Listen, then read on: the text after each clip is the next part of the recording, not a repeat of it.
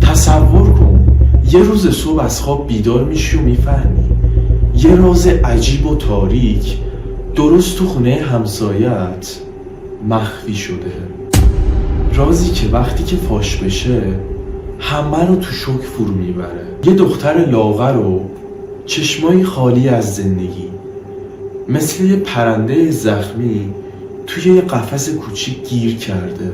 اینجا داستان واقعی جینی وایلی شروع میشه. دختری که یه دنیای تاریکی رو تجربه کرده بود و هیچ بچه‌ای نباید این رو ببینه. جینی تو سال 1957 توی کالیفرنیا به دنیا اومد. وقتی به دنیا اومد هیچ کس نمیدونست که قرار زندگیش به یکی از عجیبترین و دردناکترین پرونده های تاریخ علم و روانشناسی تبدیل بشه. خانواده‌ای که توش به دنیا اومد نه تنها یه محیط امن برای یه بچه نبود، بلکه بیشتر شبیه یه کابوس زنده بود. پدرش یه مرد خشن و بیرحمی بود که اعتقاد داشت دنیا بهش بدهکاره. از بچگی هم همیشه تو خودش دشمنی داشت و سعی میکرد این دشمنی خودشو سر خانواده‌اش خالی کنه. اما جینی قربانی اصلی این ماجرا بود. وقتی فقط چند ماه از تولدش میگذشت پدرش تصمیم گرفت که این بچه بی‌ارزش رو از همه دنیا جدا کنه. دلیلش چون فکر میکرد جینی عقب مانده ذهنیه و نمیتونه مثل یه انسان عادی زندگی کنه. اون نمیخواست کسی حتی یه نگاهی ریز به دخترش بندازه. برای همین اون جینی رو توی اتاق کوچیک زندانی میکنه. اتاقی که همیشه تاریک بود و تنها صدایی که به گوش جینی میرسید سکوت بود. پدر جینی تصمیم گرفته بود که این بچه رو کاملا از دنیا جدا کنه.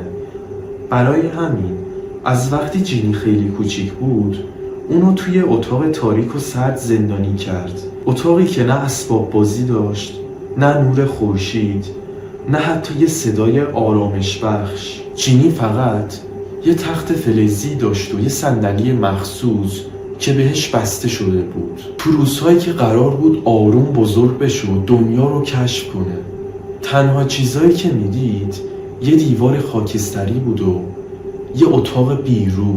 آخه بدبختی ماجرا اینجاست، با این شرایط بد پدرش به این اتاق قوانین عجیبی درست کرده بود. هیچکس حق نداشت با جینی حرف بزنه.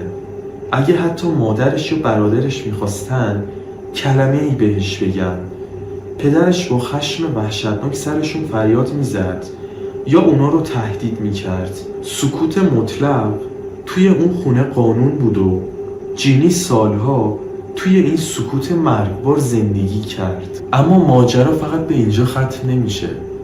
پدرش اونو با طناب یا به صندلیش میبست یا به تختش. اصلا بهش غذا نمیداد. اگه بگیم خیلی بهش ارزش قائل میشد این بود که یه دونه بهش تخم مرغ آبپز میداد. همین. اون از شدت لاغریش حتی توانی هم نداشت از اینجا تا اونجا راه بره و حرف بزنه. همه این شرایطی که گفتیم ادامه داشت تا وقتی که جینی 13 سالش میشه. توی این سن مادرش که خودش از نظر بینایی مشکل داشت و قربانی خشونت پدر جینی بود، بالاخره تصمیم گرفت از شوهرش فرار کنه. یه روز مادر جینی دست دخترش رو گرفت و از خونه بیرون رفت. وقتی به اداره خدمات اجتماعی رسیدن مامورها سریع متوجه شدن که این دختر اصلاً طبیعی نیست. جینی فقط 27 کیلو وزن داشت.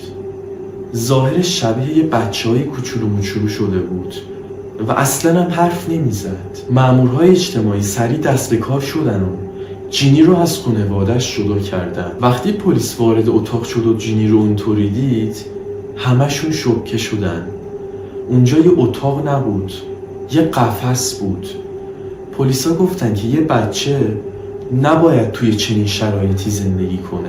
بعد از نجات جینی روانشناسا و دانشمندان زیادی به سراغش اومدن. اونا میخواستن بفهمن چطور یه انسان میتونه تو چنین شرایطی زنده بمونه و اینکه آیا میشه بهش کمک کرد تا یه زندگی عادی داشته باشه یا نه. یکی از مهمترین سوالاتشون این بود که آیا جینی میتونه حرف بزنه؟ اون 13 ساله که با هیچ انسانی ارتباطی نداشته و یه مهارت زبانی محدودی هم داشت و فقط اینا رو بلد بود بگه نه و بس کن. همین. دانشمندا میخواستن بفهمن که آیا یه کودک اگر تو سن حساس رشد زبانی از دنیا جدا بشه میتونه دوباره زبان یاد بگیره یا نه. اما همین تحقیقات علمی خودش یه ماجرای پیچیده و بحث برانگیز بود. در سالهای بعد از نجات جینی تلاش‌های بیشتری برای بهبودش انجام شد. دانشمندا و خانواده‌های سرپرست مختلفی سعی کردن که بهش کمک کنن، اما جینی هیچ وقت نتونست به زندگی عادیش برگرده. اون همیشه با مشکلات زبانی و احساسی و اجتماعیش دست و پنجه نرم می‌کرد. در نهایت بعد از سالها زندگی بین مراکز نگهداری و خونه‌های مختلف، جینی دوباره به یه مرکز نگهداری منتقل شد. وضعیتش تا امروز بیشتر شبیه یه راز مونده. بعضیا میگن که اون الان توی مرکز مراقبتی زندگی آرومی داره، ولی هیچ کس دقیقا نمیدونه که سرنوشتش چی شده. این داستان تلخ و دردناکه و تأثیر خیلی زیادی روی علم روانشناسی و زبانشناسی گذاشت. اما جینی وایلی یه چیز خیلی مهمی به ما یاد داد. اونم اینه که چقدر میتونه یه محیط و تربیت توی شکل‌گیری شخصیت زندگی انسان انقدر تأثیر بذاره. مرسی که تا اینجا با من همراه بودید.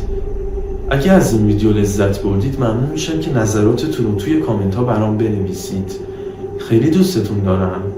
تو ویدیوهای بعد میبینمتون و خداحافظ.